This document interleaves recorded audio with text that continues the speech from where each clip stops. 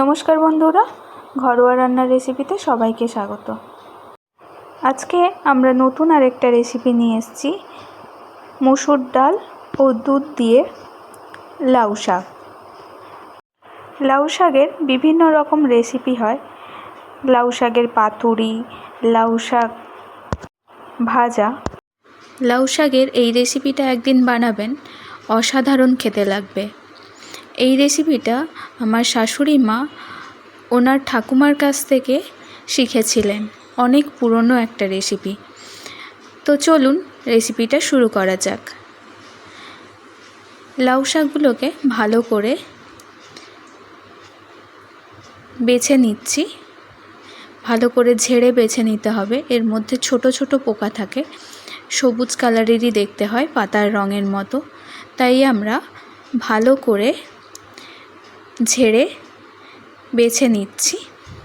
এরপর একটা বালতিতে জলের মধ্যে ভিজিয়ে রেখেছি, যাতে এর মধ্যে বালি থাকলে সেগুলো ধুয়ে যায়। এরপর ভালো করে ধুয়ে নিয়ে কেটে নেব। ভিডিওটি অবশ্যই স্কিপ না করে ফুল ভিডিওটা দেখার অনুরোধ রইল। তো দেখতে থাকুন। এই শাকগুলোকে এবার আমরা কুচিয়ে কেটে নিচ্ছি।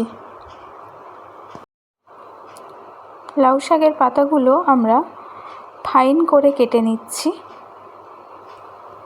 যাতে তাড়াতাড়ি শাকটা সেদ্ধ হয়ে যায়। শাকগুলো আমাদের কাটা হয়ে গেছে। শাকের মধ্যে আমরা 3 থেকে 4টে কাঁচা লঙ্কা কেটে নিয়েছি। আপনারা স্বাদ মতো লঙ্কা দেবেন। আমরা কড়াইতে তেল গরম করে নিয়েছি। এর মধ্যে ফোড়নের জন্য দিচ্ছি 2টো শুকনো লঙ্কা ও কালো জিরে।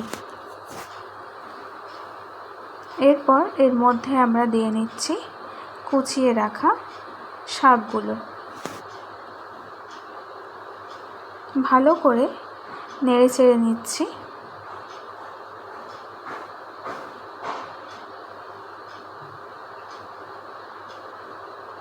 শাকগুলো যেহেতু ফাইন করে কাটা হয়েছে, সেহেতু ভেজে সেদ্ধ হতে বেশি সময় লাগবে না। দেখুন, আপনাদের সাথে কথা বলতে বলতে আমাদের প্রায় শাকটা ভাজা হয়ে গেছে। এর মধ্যে দিয়ে নিচ্ছি স্বাদ মতো লবণ ও হলুদ গুঁড়ো। এরপর ভালো করে আবারও নেড়ে চেড়ে নিচ্ছি। দেখুন, শাক থেকে জল বেরিয়ে গেছে। এর মধ্যে সামান্য পরিমাণ জল দিয়ে এবার আমরা ঢেকে রাখব 5 মিনিটের জন্য। এর মধ্যে আমরা মসুরির ডাল ভিজিয়ে রেখেছিলাম আগে থেকেই। তো মসুরির ডাল ও সঙ্গে আমরা পরিমাণ মতো দুধ নিয়ে নিচ্ছি। একসাথে আমরা মিক্সিতে বেটে নেব। দুধ ও মসুরির ডাল বাটা হয়ে গেছে। এরপর ওই শাকের মধ্যে আমরা দিয়ে নিলাম। ভালো করে এবারে শাকটাকে নাড়াচাড়া করতে হবে যতক্ষণ না দুধ ও মসুরির ডাল শাকের সঙ্গে মিশে না যাচ্ছে। এর মধ্যে আমরা সামান্য স্বাদ মতো চিনি দিলাম। এরপর চিনিটাকে ভালো করে মিশিয়ে নিচ্ছি শাকের সাথে। শাকটা প্রায় হয়েই এসছে।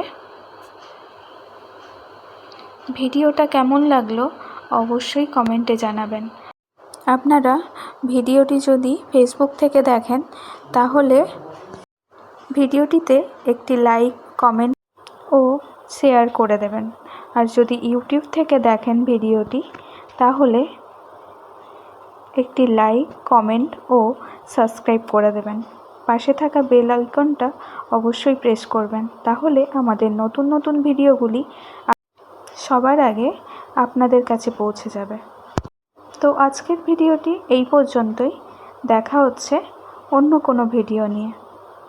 টাটা।